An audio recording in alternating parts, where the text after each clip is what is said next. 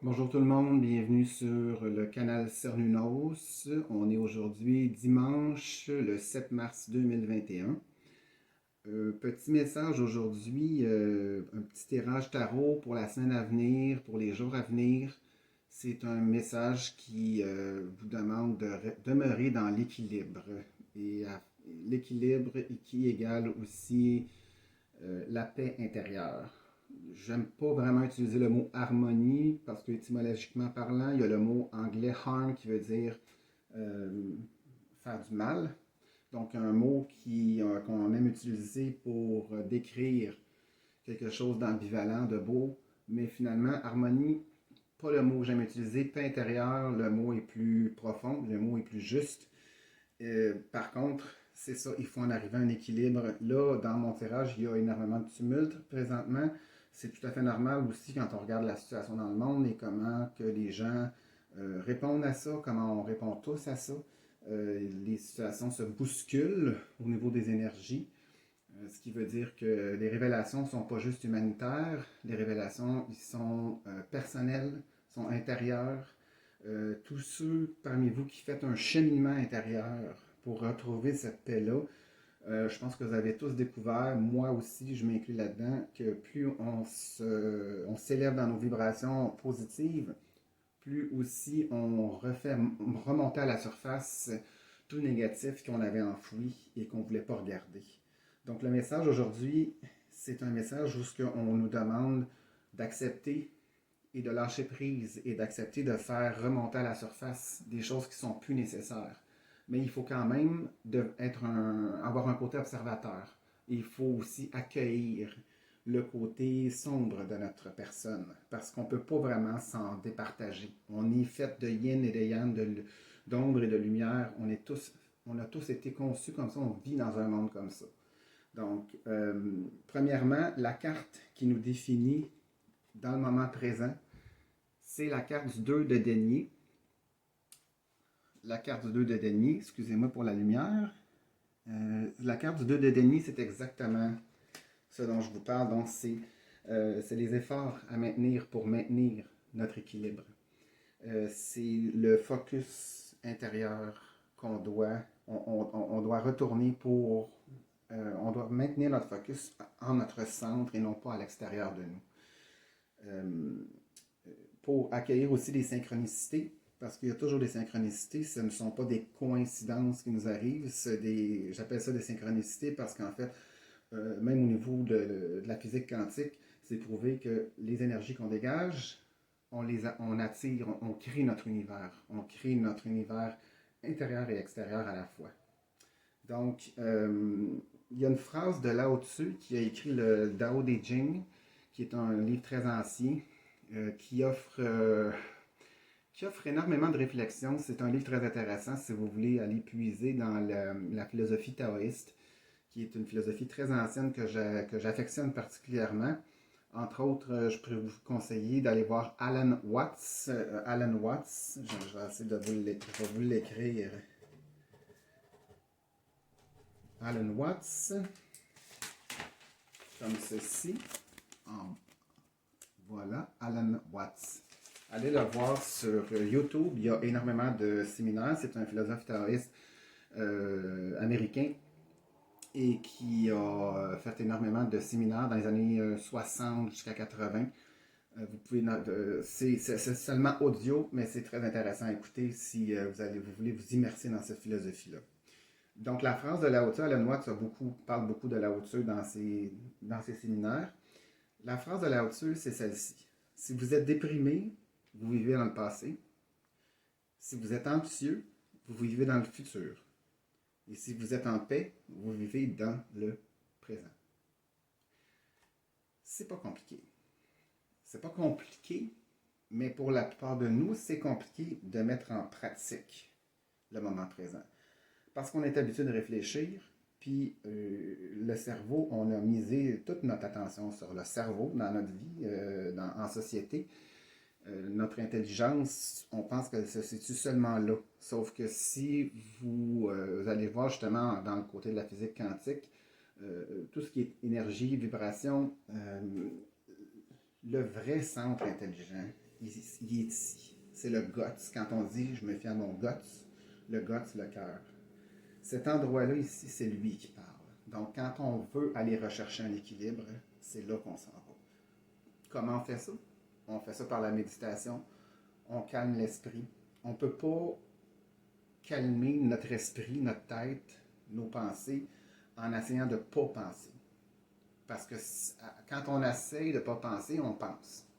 Donc, la seule façon de ne pas penser, c'est d'aller focusser sur quelque chose de simple, comme en méditation, sa respiration.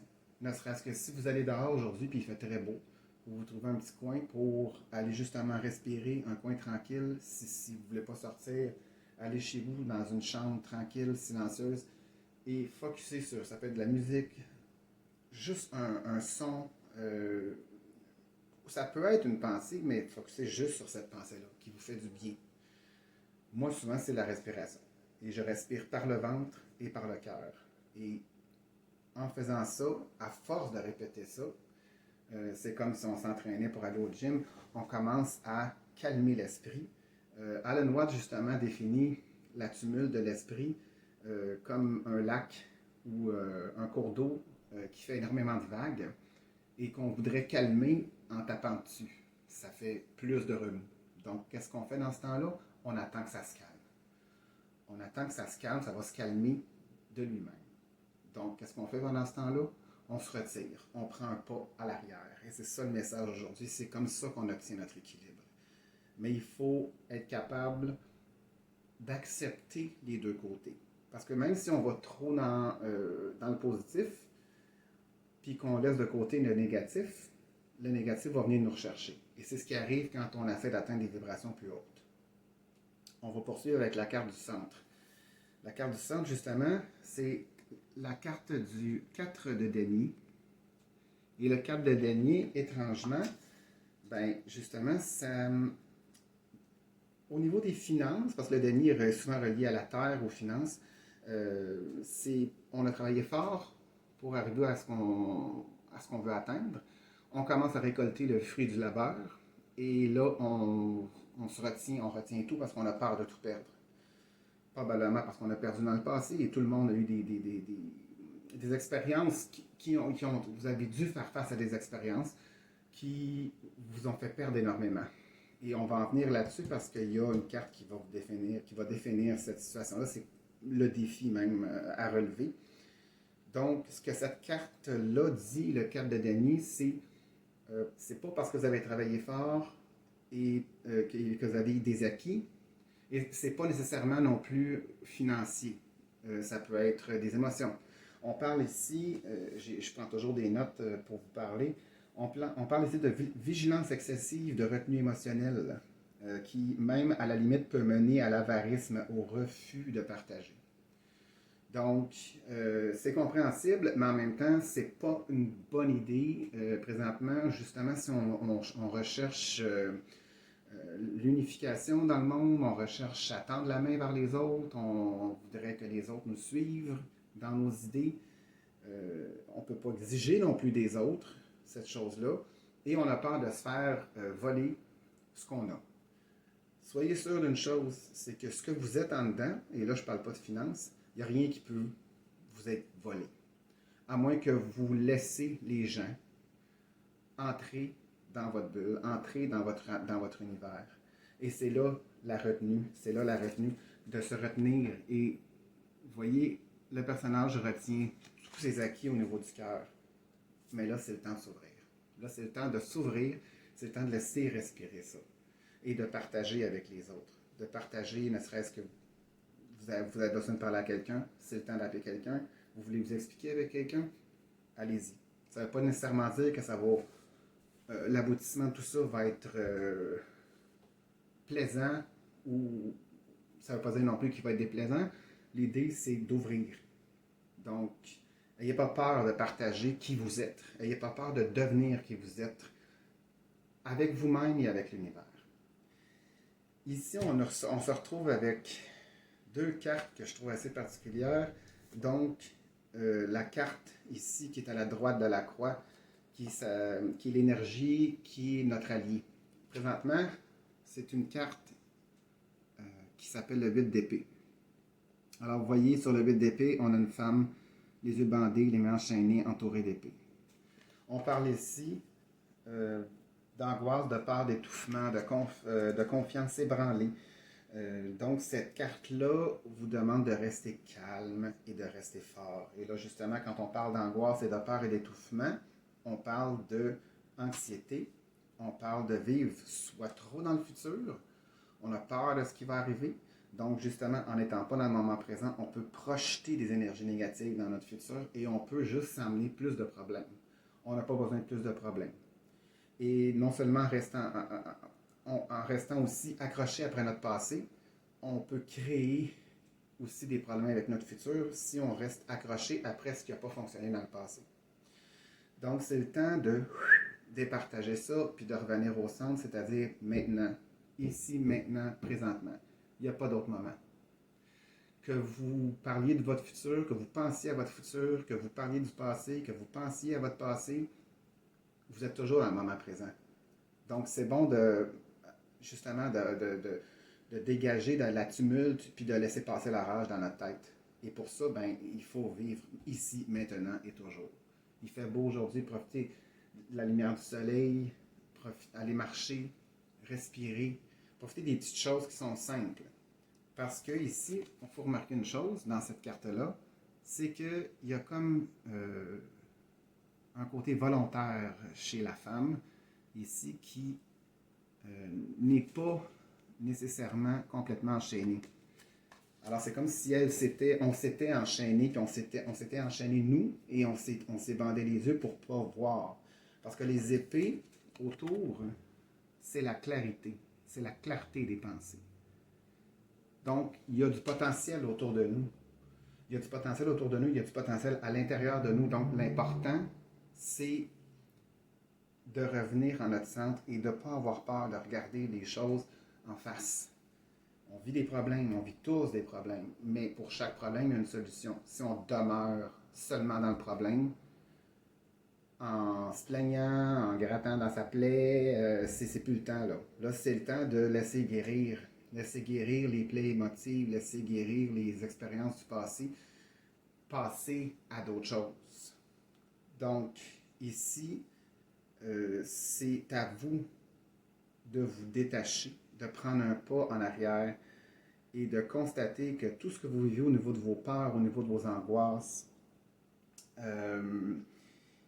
c'est complètement illusoire et c'est complètement pas justifié. On parle des fois de peur justifiée et de peur injustifiée, chose que je ne comprends pas, parce que je veux dire, au bout de la ligne, tout dépendant de notre niveau vibratoire, de l'énergie dans laquelle on est immersé,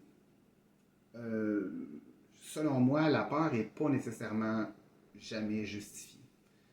Il y a l'instinct de survie. Un animal, par contre, par exemple, va se sent menacé, il va prendre la fuite ou il va se défendre.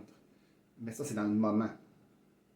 Mais l'animal ne va pas passer sa vie à se dire, ouais, d'un coup, je me fais attaquer. Non, il continue sa vie. Il continue ses choses. Il continue de manger, il continue de respirer, il continue d'apprécier. Les animaux ont ça à nous apprendre. La nature a ça à nous apprendre. La nature n'offre aucune discrimination face aux obstacles. Elle ne fait que, au moment même, elle va réagir comme elle doit réagir. Et ça, c'est important pour nous aussi. Présentement, il faut retourner à ça. Donc, vivre dans notre moment présent, apprécier chaque moment de notre vie. Et lorsqu'une situation se présente, on y fait face à ce moment-là. Et souvent, c'est là qu'on trouve les meilleures solutions. C'est là qu'on trouve les solutions à notre problème parce qu'on n'est pas en train de constamment réfléchir à ça et de tout retenir. On laisse couler le flot énergétique. De l'autre côté, ça c'est la carte du défi. On a le 10 d'épée. Donc encore beaucoup d'épées, encore beaucoup de tumulte. C'est une carte qui fait souvent un peu peur, le 10 d'épée, parce que ça annonce la fin des situations, ça annonce des projets détruits, ça annonce un sentiment de perte, un sentiment d'avoir tout perdu. Ça lance un sentiment qu'on se sent dans une situation difficile. On peut être aussi dans une situation difficile, mais quand le 10 d'épée apparaît, c'est que la situation vient de se passer. Et comme vous voyez, le personnage est complètement à terre, donc on ne peut pas descendre plus bas. Et la carte, ce qu'elle dit, et ça c'est la carte du défi, c'est soyez conscient que là, vous avez passé au travers les plus grosses tumultes pour l'instant. Ce que vous avez passé au travers, c'est passé. Donc, s'il y a des choses qui ne se sont pas réalisées dans votre vie, des projets, que ce soit des projets de relations, des projets financiers, des projets de carrière, et que ça n'a pas fonctionné, probablement beaucoup d'entre vous ont perdu leur emploi ou ont changé de direction dans leur vie, ou sont en train de changer de direction dans leur vie. Donc, si dans le passé vous avez perdu un emploi, un être cher, quelqu'un de la famille, une relation de couple qui n'a pas fonctionné, ça peut être aussi un animal, ça peut être peu importe ce que vous avez vécu en termes de perte, c'est terminé. Donc, ce que ça dit, c'est qu'il faut passer à d'autres choses. Vous avez passé au travers. Ça n'a pas été facile, mais le défi ici, c'est de ne pas rester dans cette énergie-là. Et d'un autre côté, ici, vous avez l'énergie positive qui vous dit, en même temps, relevez-vous. Vous êtes délibérément dans votre angoisse. C'est vous qui avez qui choisissez de rester là-dedans. Donc, prenez un pas en arrière et allez voir au centre de vous, c'est quoi les forces et allez chercher le calme. Allez chercher le calme au travers de la méditation, au travers le silence. Je sais que présentement, on vit dans un monde qui est très bruyant. Il y a beaucoup de technologies. On a tous nos téléphones. On est pour la plupart tous accros à notre téléphone, notre télévision, notre radio. Des fois, il faut juste prendre le temps de tirer à la plug, comme on dit, puis de faire le vide. D'où là l'équilibre. Et aussi le relâchement. Au bout de la ligne, quand on arrive en haut de la croix, qui est l'aboutissement, c'est qu'en appliquant cet équilibre-là, en revenant au centre de soi, en faisant la paix avec nous-mêmes, en devenant conséquent de l'effet de l'ombre et de la lumière en nous et à l'extérieur de nous. Et quand on vit dans l'acceptation, c'est là qu'on peut prendre un pas en arrière. On agit dans le détachement. Et c'est ce que le roi d'épée, dans l'aboutissement, nous dit. Le roi d'épée est une énergie masculine assez puissante. Justement, quand on parle d'épée, on parle toujours de clarté des pensées. Le roi d'épée, c'est justement l'esprit aiguisé qui ne s'en tient qu'à la situation. Donc, au moment où ça se passe. C'est aussi souvent on va repérer ce genre de personnes-là comme étant des gens qui vont travailler dans le domaine de la justice, le domaine judiciaire, politique, police. C'est des gens qui regardent froidement une situation, qui vont jauger au lieu de juger. Et là-dessus, je vous dis, ici, dans les cartes qui sont en bas, dans les 4 cartes qui sont en bas, il y a beaucoup de jugements. Il y a beaucoup de jugements. Ici, c'est pas vraiment une carte de jugement, mais ça ici, là, il y a beaucoup de jugements. Il y a beaucoup de jugements intérieurs. Donc, c'est pour ça qu'on ne se sent pas bien présentement. C'est pour ça qu'on se sent dans l'angoisse de qu'est-ce qui va nous arriver ou qu'on regrette ce qui nous est arrivé. On regrette ou on se sent dans l'angoisse du futur. Et on a tendance à se retenir. Et c'est vraiment le contraire qu'il faut faire présentement. Il faut aller rechercher cet équilibre-là. Donc, dans le centre du jeu, on est vraiment comme en tumulte, mais ici, présentement, belle carte d'équilibre et la carte du roi de denier qui nous dit « Prenez un pas en arrière.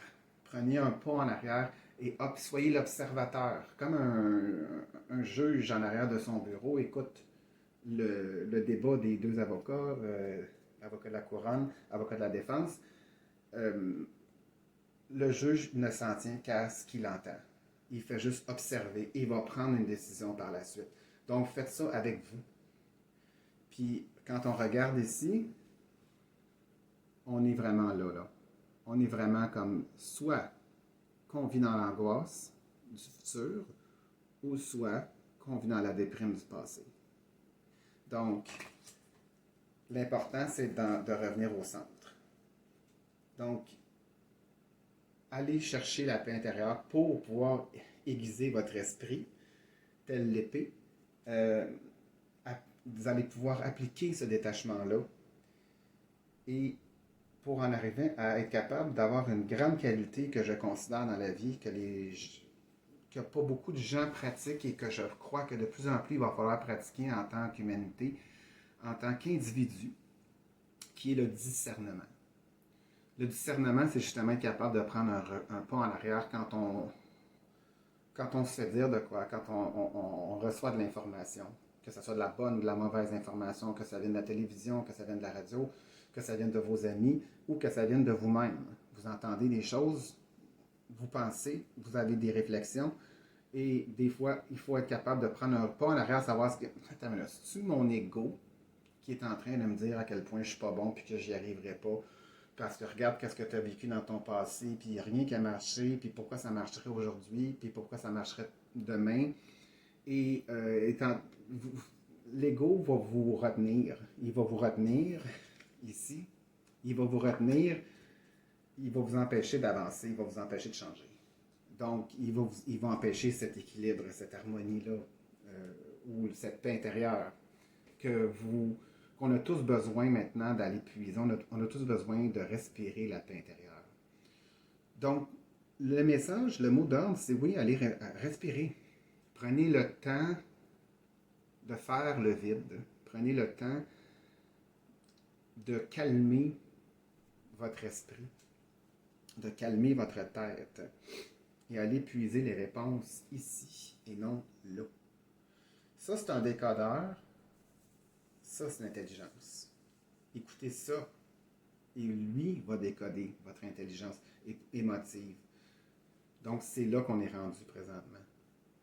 Voyez la lumière qu'on a aujourd'hui, là, le beau soleil qu'on a, là. Concentrez-vous là-dessus. Concentrez-vous, peu importe ce qui arrive. Peu importe ce qui arrive. L'important, c'est de demeurer centré, ancré en soi. Les réponses viennent de l'intérieur, en premier. Mais pour ça, il faut être capable de calmer les eaux tumultueuses. Donc voici, mes amis, c'est ça. Le message, c'est l'équilibre. Le message, c'est vivre dans le présent. À tout moment. Sachez que vous êtes toujours dans le moment présent. Vous n'êtes pas dans votre futur et vous n'êtes pas dans votre passé. Ça, c'est un concept mental qui nous sert de référence, mais ce n'est pas ce que nous sommes. Ce que nous sommes, c'est maintenant, ici et maintenant. Je vais vous laisser avec deux citations que je prends toujours au hasard dans deux livres que j'affectionne particulièrement, dont un qui est le Manuel du guerrier de la lumière de Paulo Coelho et l'autre qui est le Zen et l'art de tomber amoureux de Brenda Shoshana. On parle ici de relations, mais aussi on parle de tomber amoureux de soi. J'ai toujours apprécié ces deux livres-là. Paulo Coelho, vous le connaissez souvent aussi, sous son fameux livre L'Alchimiste, qui est un livre que je vous conseille de lire si vous ne l'avez pas lu. Il y en a beaucoup. C'est un livre que j'ai réalisé avec le temps qui a été ostracisé parce qu'on dit ouais, ok, tu lis L'Alchimiste, c'est pas très élaboré. Regardez, ça pour moi, je veux dire, je trouve que en fait, si on va voir la philosophie taoïste, le zen justement, tous les grands maîtres spirituels, les réponses se retrouvent dans la simplicité et dans la reconnaissance de cet équilibre-là, de ce yin et de ce yang, de ce positif et de ce négatif. Donc, au lieu d'essayer de tout expliquer, parce que ça, c'est ce qu'on nous a appris dans la vie, moi, j'y vais dans la simplicité et je vous conseille fortement. Et la simplicité, c'est des choses aussi simples que d'apprécier la lumière du soleil, de respirer, d'apprécier notre vie telle qu'elle est présentement et de savoir qu'à tout moment, à toute seconde, nanoseconde de notre vie, on peut prendre une autre direction. On n'est pas obligé de demeurer bloqué, centré dans notre problématique. On peut accueillir des réponses. Donc, je vous lis ici. Regardez comme c'est drôle, on tombe sur une citation de Lao Tzu qui vient du manuel du guerrier de la lumière. Le sage Lao Tzu commente en ces termes le voyage du guerrier de la lumière. Le chemin inclut le respect de tout ce qui est petit et fragile. Tu dois toujours savoir reconnaître quand le moment est venu d'adopter l'attitude adéquate. Même si tu as déjà tiré l'arc à diverses reprises, continue d'être vigilant à la manière dont tu places ta flèche et tends la corde. Quand le débutant est conscient de ses besoins, il finit par être plus intelligent que le sage distrait.